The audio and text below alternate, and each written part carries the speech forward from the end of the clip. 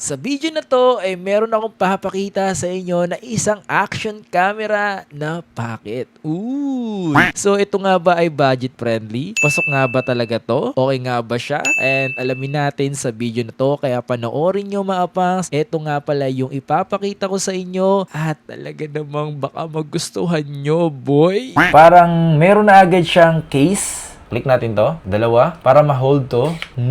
Wow! So, ganito itsura niya kapag wala sa mismong kaha niya. So, ito kasi is yung pinaka-battery niya rin talaga. So, ganito siya kalinaw kung sakaling gagamitin siya ng gabi. Hindi na masama para sa presyo nyo mapas. Para sa presyo nito, Maganda rin siya gamitin, no? Hindi siya masyado maalog. Oo, bilag ko si Kuya. Ang galing mo, nakita niyo ba yun? Ito nga pala, kinagabihan ko nga pala to kinuhanan at meron siyang 16 megapixel. Ito nga pala yung sample pic ko nung umaga. ayan. So, ito nga pala yung pinakabago ng SJ Cam, which is etong...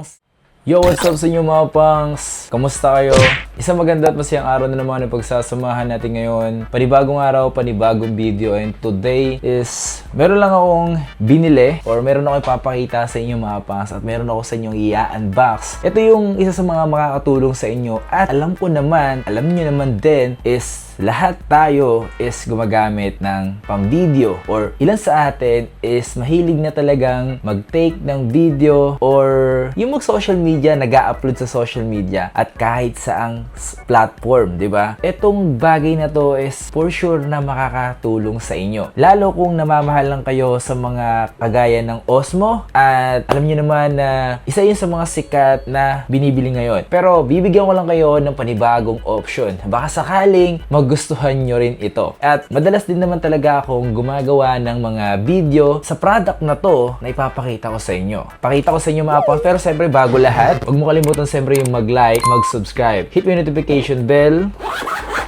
para like kang updated sa mga video ko. Okay. Sa unang video natin is pinakita ko nga sa inyo etong... Okay, so dumating na nga pala yung ating order dito mga pangs. And tingnan nyo, papaisilig ko sa inyo, no? May nakikita ba kayo? So, ito yung order natin. So, ano to, camera to? Sa mga gusto nga palang bumili nito, ito mura lang to. Kumbaga, budget na camera na pwede nyong gamitin for travel. So, tara. Unbox na natin to. Kinuha natin sa baba. Mabilis na unboxing lang para makita nyo. So, mabilis na unboxing lang to mga pangs. Pakita ko lang sa inyo na mabilisan. Oh my God! Mamaya natin pakita to. Ito yung mga accessories na kasama na binili natin. Kasama niya yung SJ Cam tong binili natin mga pangsa mula sa SJ Cam. So ito is SanDisk Ultra na meron siyang 64 gig. Yung kanyang magnetic lanyard. Yung kanyang multi-purpose tripod. Yung kanya expansion adapter. Kung mahilig kayo sa biking o pwede nyo lagay sa mga motor nyo, pwedeng-pwede to. Pero ito yung pinaka-last bag. Ito yung pinakabago ng SJ Cam.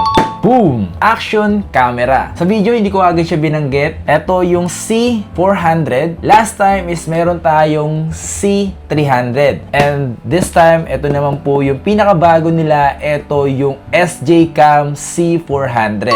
Oh my God. So, ito is meron na rin siyang 3-in-1. Oh my God, boy. So, meron siyang wireless grip link and meron siyang deep freeze resistant long lasting battery. Ooh, meron siyang 4K ultra clear at meron siyang 45 horizon stability enhancement and meron siyang gyroscopic stabilization at steady night vision. Pakita ko mo sa inyo yung nilalaman nito. Sa box is mayroon siyang foam. Manual na hindi binabasa. This one is may box din dito. So, andito lahat yung mga iba like yung mga cord, iba't ibang mga accessories. Check natin yan. Alam nyo ba, once na bumili kayo ng SJ Cam, full set na talaga, halos lahat andito na. Ayan o. Yan. Tulad ng ganito, halos parehas lang naman ng C300 ko before. Andito lahat ang accessories. What? Parang mas pansin ko, mas nag-improve sila sa itsura. Tingnan natin. Ooh, nice. Sa itsura niya mga pangs is medyo naging bulky siya kumpara doon sa bagong labas. Parang meron na agad siyang case. So, meron dito yung... Ito. Click natin to. Dalawa. Para ma-hold to. Wow! So, ganito yung itsura niya kapag wala sa mismong kaha niya. So, ito kasi is yung pinaka-battery niya rin talaga. Okay? So, before kasi nakahiwalay rin talaga to. Ito lang din. Ganito lang din siya kaliit before. Medyo bumigat siya ng konti dahil nga siyempre nagdagdag sila ng mga iba pang mga accessories. Ooh! What? Totoo ba? So, ito mga pas yung kanyang screen. So, mas pinalaki at may screen din dito. Ooh, grabe naman yan. Oh my God. So, open natin. Ito siya mga ponso. SJ Cam, mas pinalaki yung kanyang screen. Double screen? Oh my God, no? Oh, look at that, man. Nice. Eto, diba? Before kasi, mga kapangs, yung C300 is hindi siya na-flip. This one kasi is na-flip siya. Oh my God. Nana-landscape na rin siya katulad ng Osmo. Katulad ng ibang brand.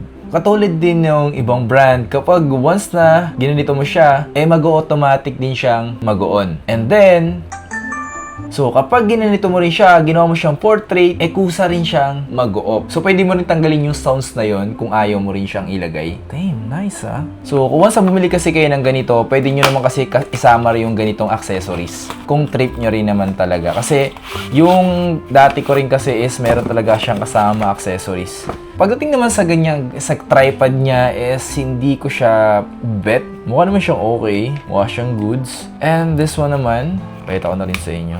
Ilalagay nyo to. Okay, so pwede nyo siya ilagay ng parang ganito. There we go. Ganito yung maging itsura niya kung sakaling ilalagay nyo siya sa inyong mga motor. Ganda, no? Okay. And this one naman is magnetic lanyard. Yung ganito. Then magnet siya. Lalagay mo to sa loob ng damit mo. Then didikit siya. Pakita ko sa inyo yung mga sample nito. So, eto nga pala yung sinasabi ko sa inyo na para siyang Osmo Pocket. Ayan. So, ito nga pala yung pinakabago ng SJ Cam, which is etong C400. And, nakita nyo yung unboxing natin. Sa video resolution nito is matic, is meron siyang 4K and 30 FPS. Etong maliit na to is, ang battery capacity niya is meron lang naman siyang 1,250. Not bad na siya, hindi naman siya ganon kabilis malobat. Before kasi is yung ganito nila, yung C300 is tumatagal, meron lang siyang battery capacity is nasa 1,000. Kumpara ngayon na mas tinasan pa nila. At this one naman mga pangs, ito yung pinaka-case niya talaga. Etong case niya naman is meron siyang 3,000 mAh. So pag pinag-combine mo silang dalawa is total niya is mga nasa 4,250. Mas nagandahan ako dito sa C400 nila. Okay na okay naman siya mga pangs. And medyo naging bulk na nga lang siya at naging maganda yung tsura niya at isa rin sa mga nagustuhan ko rin kasi dito kumpara before is wala siyang camera na ganito. Papakita ko sa inyo. Ayan o.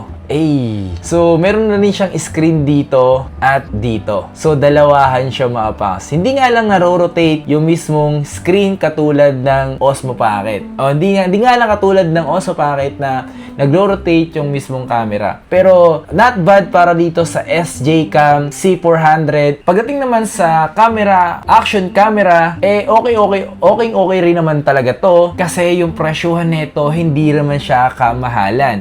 Kung naghanap ka ng budget na action camera na katulad ng Osmo, dito ka. Bakit ko nasabi mga pangs? Yung quality rin naman, hindi rin naman talaga siya nagpapahuli. Okay? Kung fan na fan ka na SJ Cam, eto may bagong labas na nga pala sila, C400. Sa screen niya talaga mga pangs, pinag-compare ko talaga siya doon sa screen na gamit-gamit ko. And pinag-compare ko yung mismong screen niya, napakalaki talaga. As in, walang sinabi yung screen nung gamit ko. Tingnan nyo naman. Napaka-smooth niya rin gamitin. Kumpara before that, mas pinaganda, mas pinabilis, mas okay siya ngayon mga pangsa. And hindi ko ina-expect na may ganito silang nilabas.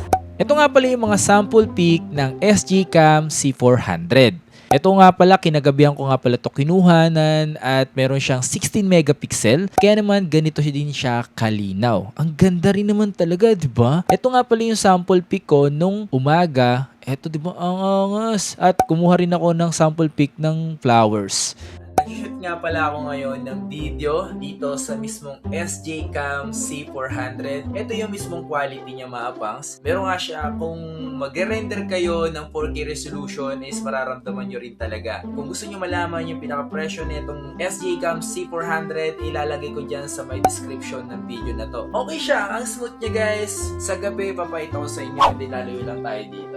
Malinaw din, ang ganda rin boy. And so sinusubukan nga natin itong pinakabagong SJ Cam C400 packet. So ganito siya kalinaw kung sakali gagamitin siya ng gabi. Hindi na masama para sa presyo nyo mga pas. Para sa presyo nito, yung value nito hindi na masama kung sakaling nagbabala kayong bilhin to. Nakikita nyo naman yung quality and yung audio okay naman siya. And yun nga lang, sad part lang talaga is hindi siya gumagana, hindi nag-work yung mismong mic. Itatry pa rin natin siya mga pang sa morning or sa labas sa medyo crowded kung gano'n nga ba kaganda ito. Morning na to mga pang, so maaga na to, ganito ka-linaw or ganito yung quality niya kapag umaga. And sakto kasi mga pang, sis, pupunta tayo ngayon ng palengke. Okay, kasama ko na kayo.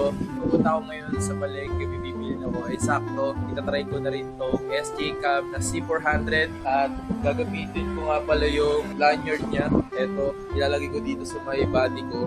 Grabe exposure niya. Pero kapag dito ka lang, yan, sakto lang yung lightning. Ayan. Ganito yung itsura niya mga pangs na ilalagay ko siya sa katawan ko. Kung magalaw man siya mga pangs dahil yan dito kasi nakasabit lang talaga. Hindi pa siya totally nakamount sa mismong motor. So meron siyang noise reduction naman, then meron siyang normal. Kung gagalaw-galaw man yun mga pangs, ano lang yan. Patry natin yung stabilization nito. Kita nyo ba? So, ganyan yung niya. Narinig nyo ba ako? So, medyo malayo lang sa akin yung pinafocus natin dito yung stabilization, kung pwede ba siya gamitin. Para siya naging dashcam natin dashcam. Diba? Maganda rin siya gamitin, no? Hindi siya masyado maalog. Oo, bilag ko si Kuya. Galing na, nakita nyo ba yun? Asinan ka, boy! Bibili lang kasi ako ngayong araw na to. Bili ako ng egg. Every morning kasi yung kinakain ko, egg lang. Di sa wala tayong pera, hindi na yung gusto ko kainin every morning. Ito muna tayo dito. Ganda rin pala siya gamitin. Meron siyang noise reduction. Ayun yung pinakamaganda ron kahit wala siyang mic. Pero yung maingay nga, di ko alam kung narinig niyo yung ganun kalakas. Hindi siya maalog guys kasi okay yung yung lanyard niya. Yung magnetic lanyard na tayo dumaan. Balagbagin na natin ito dito. Okay, so punta muna tayo. Papakita ko muna sa inyo. Ay, puntahan ko muna yung pagawaan ko ng watch kasi parang hina niya umikot oh. Favorite ko kasi tong watch na to dahil vintage. So dito tayo sa may Paco, Manila. Tara, sana ako bukas si tatay, no? Check natin dito. Dito ko ito pinapacheck eh. Tay! Hello po, tay. Baka pwede ako, pa-check ko lang to. Hindi ko alam kung bakit di siya gumagana eh. Gusto ko lang pa-check kung ano problema na naman yan. Mas favorite ko kasi yung kaysa sa iba ko pang Seiko eh. Diba, minsan talaga sa atin, nakakalus ka siya ng matagal. Yun nga eh. Minsan kasi pag di ko siya Oo, nilalapag ko lang talaga. Nakakalus ko na matagal. Ah. Kasi pag nagkulang yun ng karga talaga, mapamatay talaga. Kahit anong gawin mo, kung kulang sa karga, mapamatay. So ganun ba talaga yung automatic? Pinagahan ko to ngayon, maaari na naman yung magtuloy-tuloy. Problema lang, pagka nailapag ko na naman, ang babagay sa So itong watch natin na Seiko is pina-check lang natin, pinabombahan or yung parang in-adjust yung something na kailangan pala alugin lang ng alugin pag hindi nagagamit. Ganda kasi ng ganito vintage look. Large. Sige, isang tray ng large 250. Hindi tayo palagi bumibili ng egg. Palengke ng Paco. Isang tray na yung binibili natin.